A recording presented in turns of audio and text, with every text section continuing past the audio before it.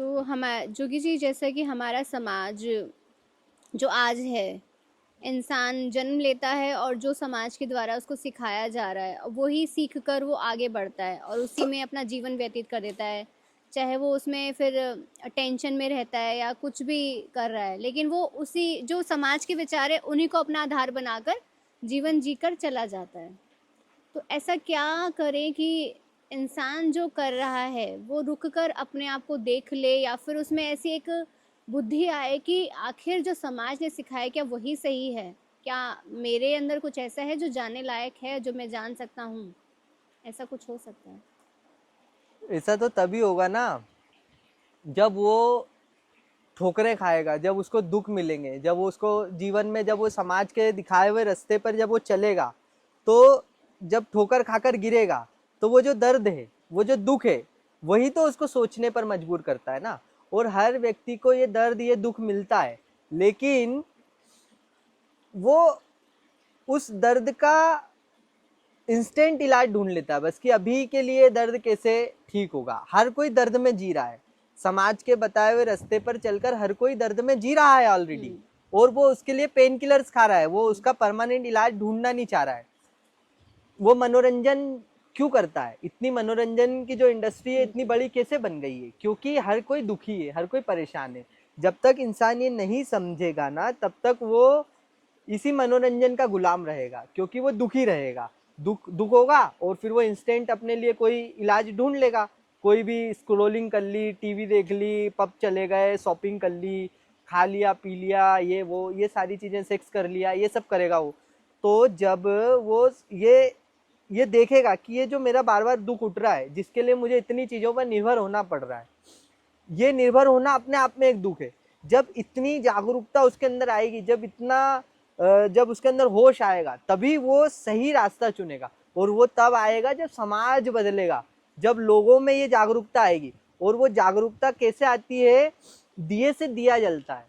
अभी जो हम ये जो बातचीत कर रहे हैं, ये जब चार लोग देखते हैं तो उनको कुछ चीज़ें समझ में आती है। फिर वो अपने आप से प्रश्न करते हैं कि हाँ, बात तो सही है, मैं भी मनोरंजन के पीछे भागता हूँ, मैं भी दुखी रहता हूँ।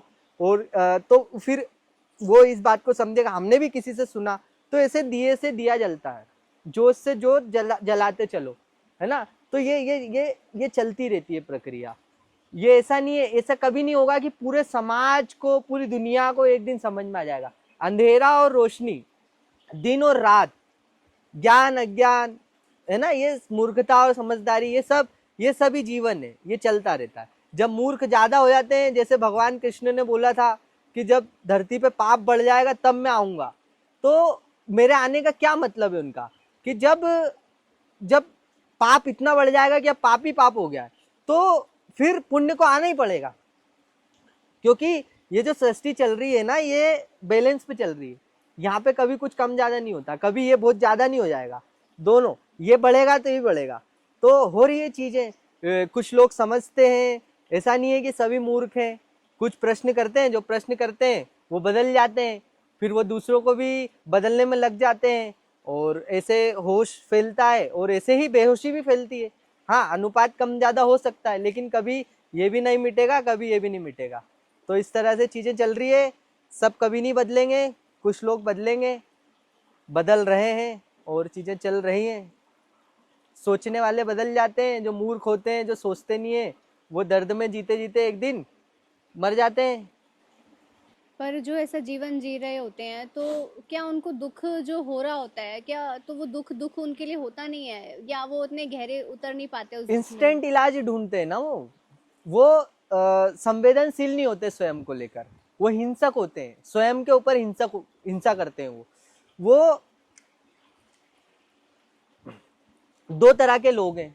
एक व्यक्ति को बार बार दर्द होता है और वो पेन किलर खाता है बार बार, और उस पेन किलर के लिए वो दिन भर कहीं पे काम करता है और दिन भर अपना पूरा समय व्यतीत करता है ना।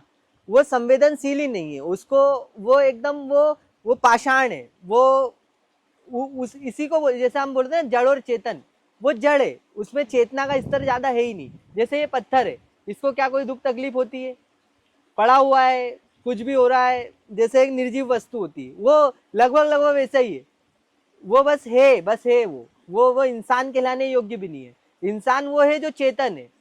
जब वो ये देखता है कि मैं तकलीफ में हूं, मैं दर्द में हूं, और उसके लिए मुझे बार बार पेन किलर खानी पड़ती है, और इस पेन किलर के लिए मुझे और दर्द झेलना पड़ता है, और फिर मुझे और पेन किलर की जरूरत पड़ती है, तो फिर वो इस चक्र से निकलना चाहता है, वो इसका परमानेंट सॉल्यूशन ढूंढता है, फिर वो पेन किलर पे निर्भर नहीं होता है।